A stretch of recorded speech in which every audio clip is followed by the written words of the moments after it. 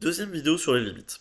Alors malheureusement, le monde n'est pas fait que de polynômes et de fonctions rationnelles, on croise malheureusement d'autres cas un petit peu casse-pieds, des fonctions exponentielles, des fonctions cosinus, des racines carrées, et donc dans ces cas-là, il faut connaître quelques méthodes pour pouvoir s'en sortir. Donc on va voir quatre de ces méthodes. La première et la plus agréable d'entre elles, c'est la limite par composé. En général, ce sont des cas qui sont assez simples. On a ici une exponentielle avec une puissance. Donc exponentielle, puissance, bon bah tout ce machin-là. Donc ce machin-là, 2x carré plus 5 sur x moins 2, je la reconnais, c'est une fonction rationnelle. Donc si j'imaginais que je n'avais pas d'exponentielle, ceci, je sais en calculer la limite. Donc c'est ce que je vais faire. C'est là ici, je vais imaginer que j'ai un exponentiel de quelque chose, un exponentiel de grand X, et je vais me concentrer sur ce grand X. Comme on l'a dit, il s'agit d'une fonction rationnelle. Une fonction rationnelle, je sais très bien étudier sa limite en l'infini, il suffit de prendre les monômes de plus haut degré. Une fois que j'ai les monômes de plus haut degré, je n'oublie pas que je dois les simplifier. 2x carré sur x, les x se simplifient assez facilement. Il nous reste alors 2x, et quand le x tend vers plus infini, donc 2 fois plus l'infini, ça fait plus l'infini. Tout va bien. Mais attention, là pour l'instant, vous n'avez cherché que l'exposant. Maintenant, imaginez que vous avez une exponentielle avec cet exposant. Cette exponentielle, on pourrait très bien imaginer qu'on l'appelle exponentielle grand X. On pourrait dire ici que j'écris le grand X ici pour remplacer le 2x carré plus 5 sur x moins 2. Premièrement parce que j'ai pas forcément envie de le recopier à chaque fois. Et surtout parce que ce grand X, ben je sais ce qui lui arrive à ce grand X. Quand le petit x tend vers plus infini, le grand X il va aussi vers plus infini. Donc le grand X va vers plus infini. Et ça tombe bien parce que l'exponentielle de quelque chose, quand ce quelque chose va vers plus infini, je le connais, c'est plus l'infini. Donc le résumé est là, je peux indiquer que j'ai fait une composée, on pourrait aussi parler de ce qu'on appelle un changement de variable, la limite de f de x quand x tend vers plus infini, donc je sais que mon f de x c'est exponentielle de quelque chose, quand le petit x tend vers plus infini, le quelque chose va vers plus l'infini également, et je sais que exponentielle de quelque chose qui va vers l'infini, ça fait l'infini. Donc réponse finale, la limite de f de x est égale à plus l'infini quand le x tend vers plus l'infini. On va faire exactement la même chose, sauf que cette fois-ci, le x il va tendre vers autre chose que l'infini. Cette fois-ci, j'ai décidé de faire tendre le x vers 2. Alors pourquoi 2? Parce que je vois ici que 2 est une valeur interdite. J'ai un dénominateur qui n'a pas le droit d'être égal à 0, 2 moins 2 fait 0. C'est une valeur interdite, donc il se passe forcément des petites choses à cet endroit-là.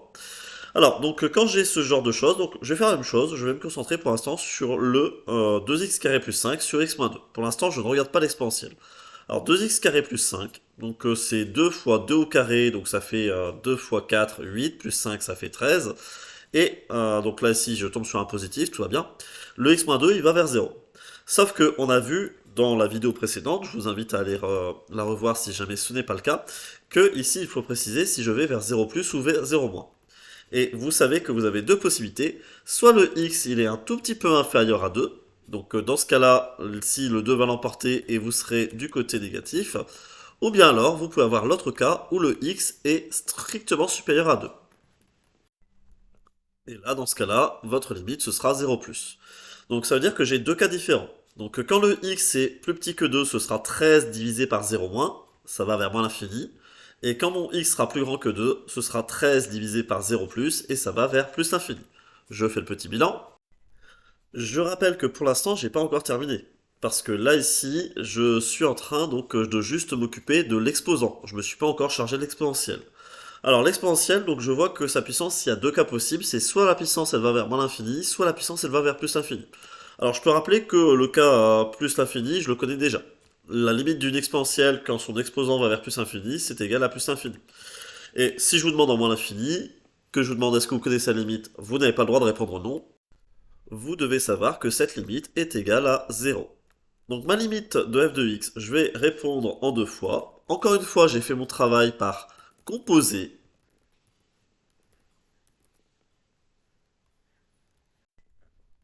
Et je fais bien attention à ce que j'ai. Donc alors, quand le x est inférieur à 2, quand le x est inférieur à 2, on avait dit que l'exposant allait vers moins l'infini.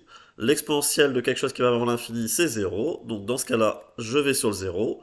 Et dans l'autre cas, c'est le x supérieur à 2. L'exposant va vers plus l'infini. L'exponentielle de quelque chose qui va vers plus l'infini, c'est l'infini. Plus l'infini. Donc c'est terminé ici. Et je pourrais m'amuser à regarder sur ma calculatrice qu'est-ce que ça donne pour vérifier mes résultats. En utilisant la calculatrice de modèle Numworks, je tape ma fonction exponentielle en mettant l'exposant ici, 2x carré plus 5 sur x-2, et je vais aller regarder vite fait le graphique. Alors, j'ai fait un premier réglage pour que vous voyez la limite de la fonction, donc à gauche du 2. Donc à gauche du 2, vous voyez que la fonction ici se rapproche petit à petit du 0 et donc se colle à l'axe des abscisses. Donc la limite quand x est inférieur à 2 et que se rapproche de 2 est bien 0.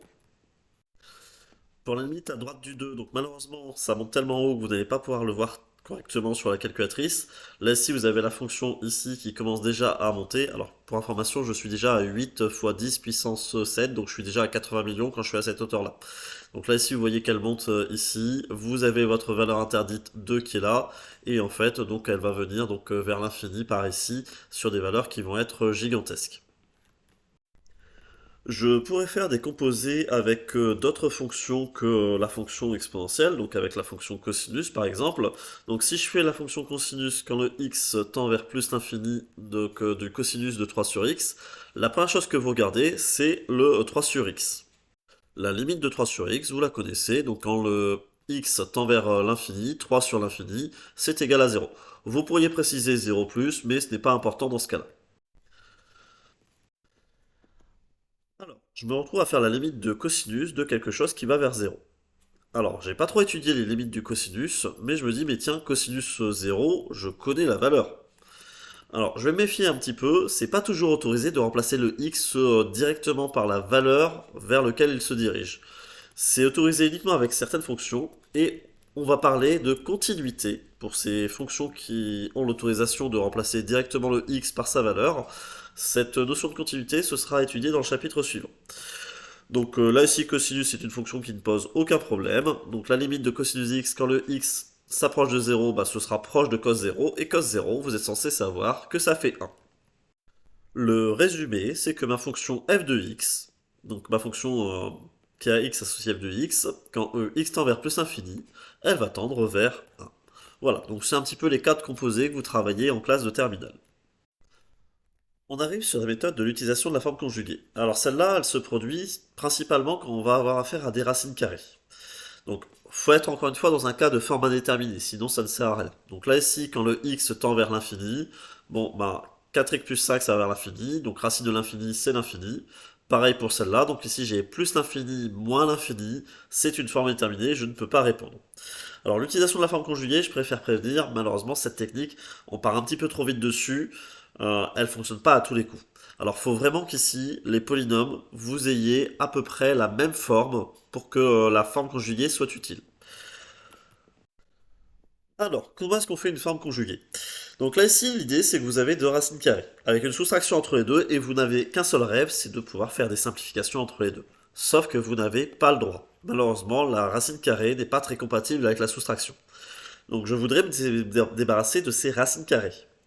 Pour me débarrasser d'une racine carrée, il faudrait les mettre au carré. Donc il faudrait que j'ai le droit de mettre un carré ici et que j'ai le droit de mettre un carré ici. C'est pas trop le cas, je suis pas censé avoir le droit de rajouter des carrés comme ça. Alors je vois que c'est une soustraction, je pourrais imaginer que c'est du a moins b. Et moi je voudrais le transformer en a carré moins b carré. Et ça doit vous faire penser aux identités remarquables. Pour que votre a moins b devienne a carré moins b carré, il suffit de le multiplier par son conjugué. Son conjugué c'est a plus b. A plus b, c'est exactement la même formule, où vous changez juste le signe entre les deux. D'accord? Donc là, ici, j'ai exactement les mêmes racines carrées. J'ai juste un moins ici, c'est celle que j'ai au début, et j'ai rajouté celle-là avec un plus. Donc ça fait du a moins b fois du a plus b. Ça va me faire mon état remarquable, ça va me faire apparaître des carrés qui vont me permettre de tout simplifier. Mais malheureusement, j'ai pas le droit de faire de la magie en maths. Je ne peux pas rajouter comme ça une addition venue de nulle part.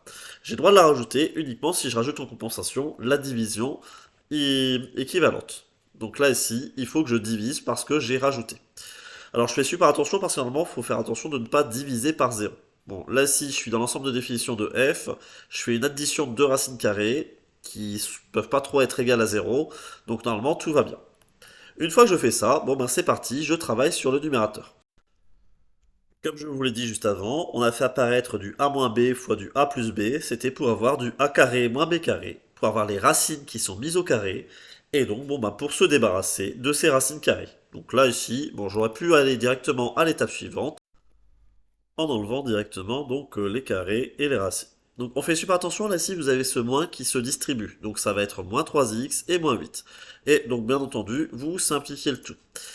Alors la bonne nouvelle, c'est que le numérateur n'aura plus de racine carrée. Mais il y a une mauvaise nouvelle. Donc malgré tous ces calculs, moi j'arrive ici. Je me retrouve avec x-3 sur racine de 4x plus 5 plus racine de 3x plus 8. Alors je me rappelle que le x il va vers plus l'infini. Donc le numérateur va vers plus l'infini.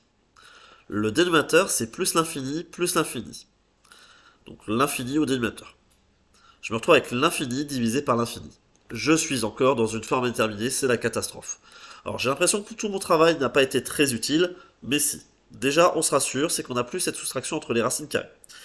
Et là ici, donc faut se rappeler qu'il y a une méthode ici, quand on a une forme l'infini divisé par l'infini, c'est qu'on va factoriser parce qu'on estime être le plus fort au numérateur et parce qu'on estime être le plus fort au dénominateur. Au numérateur, ce que j'estime être le plus fort, c'est le x. Donc je vais factoriser par x. Donc vous connaissez la méthode de factorisation vue en classe, donc le x est facteur de 1 moins 3 sur x. Voilà, ça c'est pour le numérateur. Au dénominateur, bon bah ce que j'ai de plus fort, ce sont des x, mais attention, ce sont des x sous des racines carrées. Donc attention, le x, il est en racine carrée. Je vais factoriser par racine de x. Alors, je vais ouvrir une grande parenthèse, et donc je fais attention à ce qu'il y a à l'intérieur. Donc là, si le racine de 4x plus 5, je le factorise par racine de x. Donc à l'intérieur, vous allez encore avoir racine de 4 plus 5 sur x. Oups, mal écrit. Donc on fait attention que tout est à l'intérieur de la racine carrée. La deuxième racine est aussi factorisée par racine de x. Donc à l'intérieur, je vais avoir racine de 3 plus 8 sur x. Alors on a l'impression que le calcul se complique un petit peu, mais je vous rassure, tout va très vite se terminer. Vous avez factorisé avec un seul objectif, c'est de pouvoir simplifier. Vous avez x divisé par racine de x. Alors je vais juste faire attention à un truc, c'est que là si je viens de factoriser par x et racine de x, je rappelle, factoriser ça va être comme diviser. Donc si je divise, il ne faut pas que je divise par 0. Donc là, si je vais préciser que dans les nombres que je prenais au départ, mon x, il n'avait pas le droit d'être égal à 0. Je rajoute une petite étoile en puissance ici. Une fois que j'ai ça, c'est quasiment terminé. Je me permets de rendre visible la multiplication sous forme différente. Donc là, ici, vous avez des petits trucs ici qui n'embêtent personne. Si vous faites l'étude de limite, vous allez voir que ça, vous allez l'avoir très rapidement. Et là ici, le x sur racine de x, il se simplifie. Alors x divisé par racine de x, ça fait racine de x.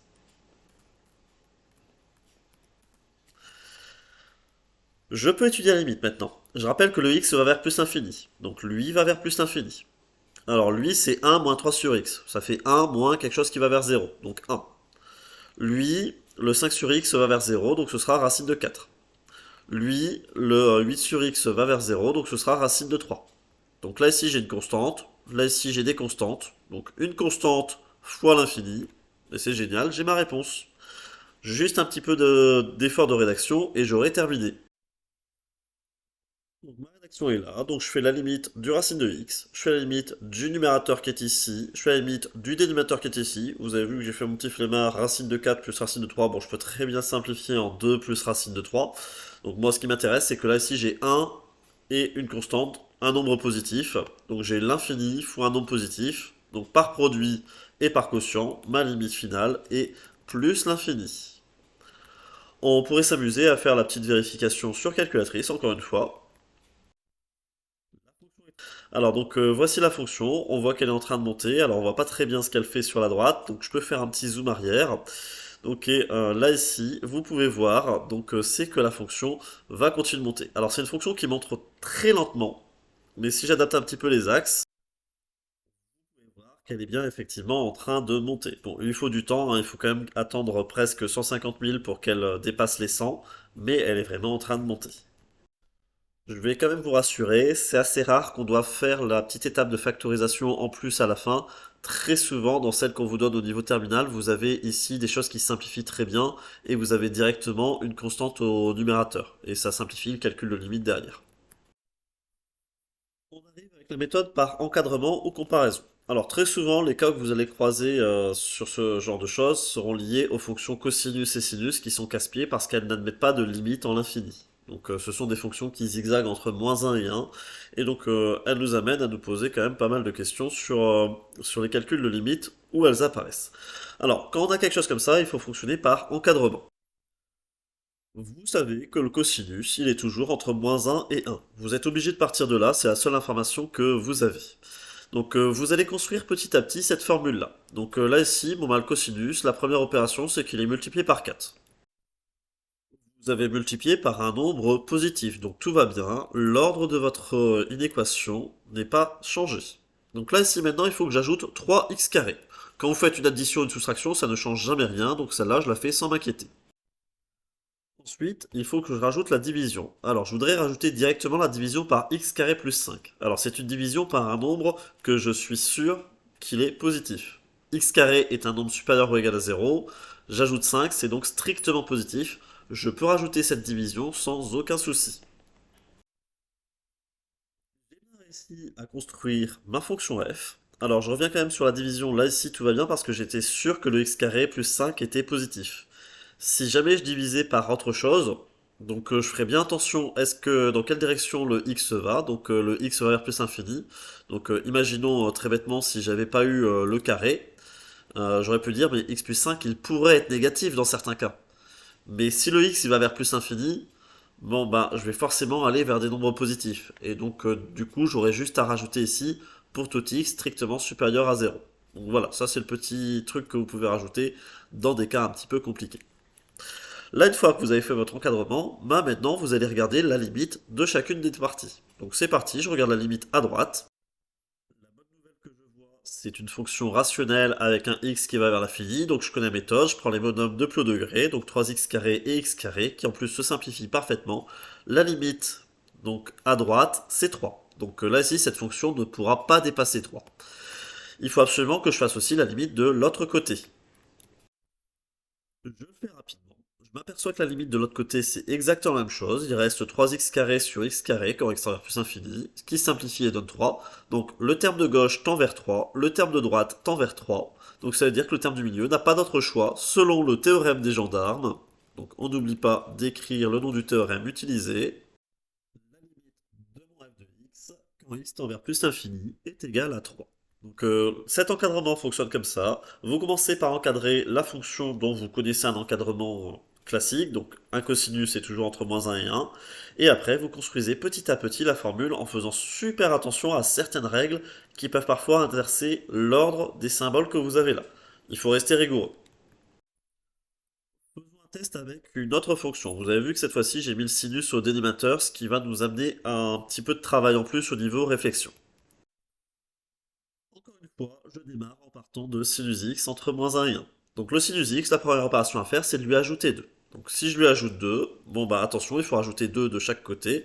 Donc 1 plus 2, je vais avoir 3 à droite, et 1 moins 1 plus 2, je me retrouve avec 1 à gauche. L'étape suivante, c'est... Alors attention, là quand vous écrivez comme ça, c'est comme si vous le prépariez au numérateur. Moi je veux qu'il soit au dénominateur. Donc il va falloir inverser. Donc inverser, attention, quand je fais une inversion, quand je passe un nombre au dénominateur, j'inverse l'ordre. J'ai inversé tout le monde. Le sinus x plus 2 est devenu 1 sur sinus x plus 2. Le 3 est devenu 1 sur 3. Donc je dis bien que j'ai inversé parce que je vous rappelle que 3 c'est la même chose que 3 sur 1. Donc quand vous l'inversez, il devient 1 tiers. Bon, j'ai aussi inversé le 1 devient 1 sur 1. Bon, j'ai le droit de simplifier tout de suite en disant que 1 sur 1, ça fait 1. Alors, faire super attention, cette manœuvre n'est autorisée que si les nombres ici sont de même signe. S'ils ne sont pas de même signe, c'est la catastrophe, vous ne pouvez pas inverser. Parce que là ici, cette règle, elle est basée sur le fait que la fonction donc inverse est strictement décroissante sur les nombres positifs et strictement décroissante sur les nombres négatifs, mais j'ai pas de lien entre les nombres positifs et négatifs. Donc il faut me méfier. Il faut rajouter le x carré plus 1. Donc pour l'obtenir, ici, il suffit de multiplier 1 par x carré plus 1 et vous avez ce qu'il faut. Alors je fais attention, je suis en train de multiplier par x carré plus 1. C'est bon, celui-là, je suis sûr qu'il est strictement positif. Comme il est strictement positif, ça ne change pas l'ordre. Donc ici à droite, je me retrouve avec x carré plus 1 sur 3. Donc pareil, le x carré plus 1 au numérateur. Et à gauche, j'ai également x carré plus 1. Alors bon, au niveau d'étude de la limite, donc là si je suis content, j'ai réussi à étudier f de x, et je vais pas avoir besoin d'étudier les deux côtés. Parce que là ici, je pourrais juste regarder celui-là. Quand le x tend vers plus l'infini, Le x carré plus 1 sur 3, je vais considérer que c'est trivial, il tend vers plus l'infini. L'infini au carré, c'est l'infini, plus 1, c'est toujours plus l'infini, divisé par 3, c'est toujours plus l'infini. Donc ça veut dire que mon f de x ici, il est supérieur à un truc qui va vers plus l'infini. Bah, j'ai pas besoin de regarder à gauche, si je suis supérieur à un truc qui va vers plus l'infini, bah je vais vers plus l'infini également. Donc là, pas besoin du théorème des gendarmes, j'ai juste à dire que j'ai fait juste une simple comparaison. Donc, et j'ai ma réponse directe. La limite de f de x, quand x tend vers plus l'infini, est égale à plus l'infini. Terminé pour cette méthode avec encadrement comparaison. On arrive à la méthode avec les croissances comparées. Donc, elle repose sur des limites qui pourraient représenter des formes indéterminées quand on les voit. Donc là ici, vous avez une puissance de x multipliée par une exponentielle quand le x tend vers moins l'infini. Alors l'exponentielle va vers 0 alors que le x, lui, avec sa puissance, va aller vers l'infini. L'infini fois 0, c'est censé être une forme indéterminée, mais la croissance comparée indique que l'exponentielle finit toujours par l'emporter. Donc c'est l'exponentielle qui va décider qu'on va tendre vers 0. Vous avez la même chose ici avec la division. Donc quand x tend vers plus infini, les deux vont vers plus infini. C'est censé être une forme déterminée, mais on va considérer que c'est l'exponentielle qui l'emporte, l'infini sur l'infini, mais l'exponentielle va vers un infini beaucoup plus fort. Donc du coup, ce sera plus l'infini. Au niveau de la présentation de ce type d'exercice, on retrouve un petit peu les mêmes cas qu'avec les fonctions rationnelles, hein. Donc vous avez ici un numérateur qui va aller vers plus infini, un dénominateur qui va aller vers plus infini, sauf que là ici ce n'est pas un polynôme, donc je ne vous autorise pas à utiliser la méthode pour les fonctions rationnelles. On va reprendre la bonne méthode de la factorisation. Donc, on va factoriser par celui qu'on pense être le plus fort, que ce soit en haut ou en bas. Donc en bas, on sait que le plus fort c'est x au cube. Donc si on factorise, je vais avoir 1 plus 2 sur x carré plus 5 sur x au cube. Et au numérateur, celui que je pense être le plus fort, c'est l'exponentielle, donc exponentielle de x, que je factorise du coup je vais avoir 1 plus x carré sur exponentielle de x. Alors, je peux la décomposer en deux parties, parce que là, ici, l'exponentielle x sur le x cube, ça ne se simplifie pas. Une fois que vous avez effectué cette factorisation, je vous assure que vous pouvez répondre directement à la question. Donc, on va décomposer chaque partie. Donc, j'ai trois parties. J'ai un numérateur, un dénominateur et une fonction ici en produit devant. La plus simple de ces parties. Donc vous avez le dénominateur qui est là. Vous avez 2 sur x carré, donc c'est 2 sur l'infini, ça va vers 0. 5 sur x cube, c'est 5 sur l'infini, ça va vers 0. Donc 1 plus 0, par somme, je sais que cette limite-là va vers 1, pardon. Donc 1 plus 0. Il y a celui-là, exponentielle x sur x cube. Alors c'est l'infini sur l'infini, c'est une forme déterminée, mais c'est une exponentielle face à une puissance de x. Nous avons le droit de dire que par croissance comparée, je sais lequel des deux l'emporte, et je sais que c'est l'exponentielle qui va prendre la décision, que l'exponentielle va nous emmener vers plus l'infini. Vous avez ensuite le dernier, donc 1 plus x carré sur exponentielle x. Donc là ici le 1 ne pose pas problème, mais là ici encore une fois j'ai l'infini au numérateur, l'infini au dénominateur. Donc l'infini sur l'infini. Alors, elle ne ressemble pas aux formules de croissance comparée que vous avez appliquées, mais l'idée est la même. L'exponentielle de x tend vers l'infini. Il va être beaucoup plus fort que le x carré. Donc le x carré va être tout petit par rapport à l'exponentielle de x. Donc c'est quelque chose de petit divisé par l'infini. Ça va aller vers 0. 1 plus 0, pardon, sera égal à 1. Donc encore une fois, ce résultat-là, je l'ai obtenu par croissance comparée, parce que je sais que c'est l'exponentielle qui prend la décision. J'ai plus qu'à conclure, donc j'ai plus l'infini fois 1 divisé par 1, donc bon bah au final ça va faire plus l'infini. Donc il sera exigé dans les copies de voir forcément apparaître le terme croissance comparée pour justifier la limite de exponentielle x sur x cube. Je vous fais rapidement un deuxième exemple. Dans ce dernier exemple, vous avez ici une exponentielle de 4 moins x. Bon, j'ai fait exprès, elle est multipliée par 4 moins x.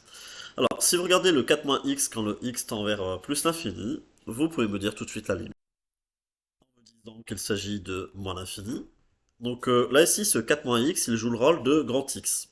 Donc je pourrais dire que ma fonction ici, j'ai un grand x ici en facteur devant, multiplié par l'exponentielle du même machin, donc du coup, exponentielle de grand x.